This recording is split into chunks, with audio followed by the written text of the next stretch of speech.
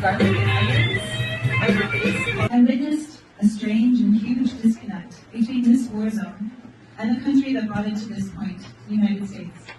This is when my goal of trying to get people to pay attention was cemented. Life in Iraq was a gruesome ritual of suicide bombings, hospitals, patrols, and roadside bombs. I would photograph the scene of the bombing, the hospitals if there were any survivors, the morgue, and then the funeral, sometimes all in one day. I stayed and stayed and stayed, not for the adrenaline rush that many hear about, but to try to end a never-ending feeling of failure. Failure to get people in the United States to pay attention. Here I was on a rooftop with a family in Gaza.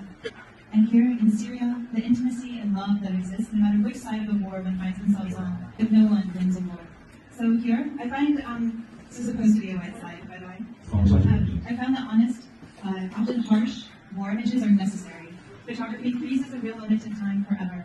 And being upset by an image, enraged or sickened, I think is good.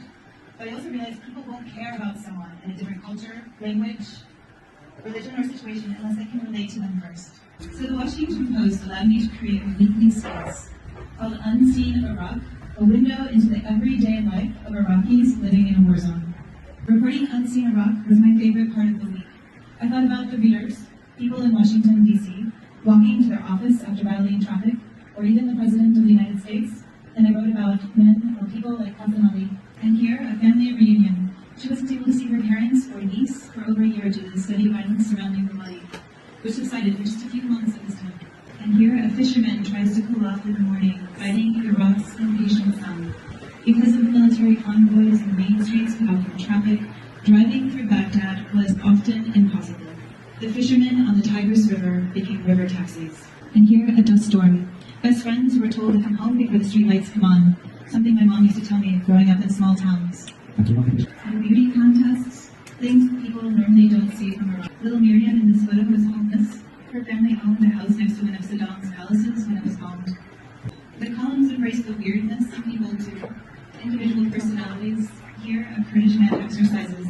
I feel honored to be a female photographer covering Iraq and Afghanistan. I was somehow allowed to be in a man's space, probably because of the war, and I was allowed to photograph women. And to stay sane during extended periods of time in these areas, I dove into long-term stories. For one of these stories, I decided to report on a profession that tends to thrive in wartime, prostitution. I interviewed almost 40 sex workers before I met Hala, a woman who wanted to tell her stories, didn't ask for money, and was well aware of the possible consequences of the story. She was brave. Hala's husband died in the violence that followed the fall of Baghdad, but more than the situation that she found herself in, I wanted to share a different voice, one that we didn't normally hear from, to describe this war. To support her children and extended family members, she was forced into sex work. Here, Hala negotiates with a man from Fallujah. Hala became my best friend for the year that I followed her. I spent all of my spare time in her apartment with her little boys, as they played, often under the eye of the next customer. Scary, ghost-like figures.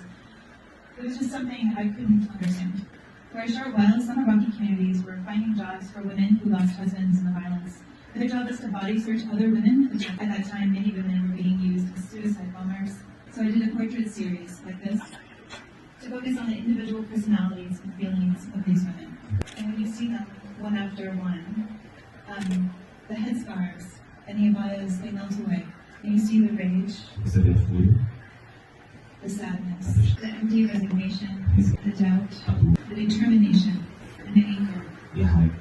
You see them as individuals. So I rarely know when I succeed in getting people to pay attention.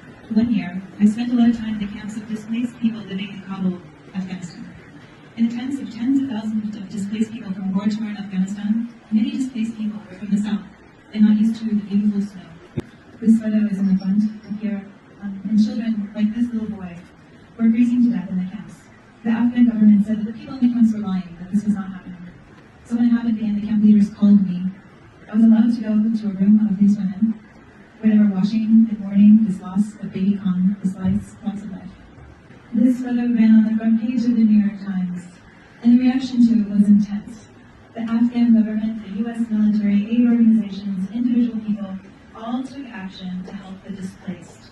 What is it about some photos that gets people to pay attention and others not? I think here it was again about getting people to relate to each other.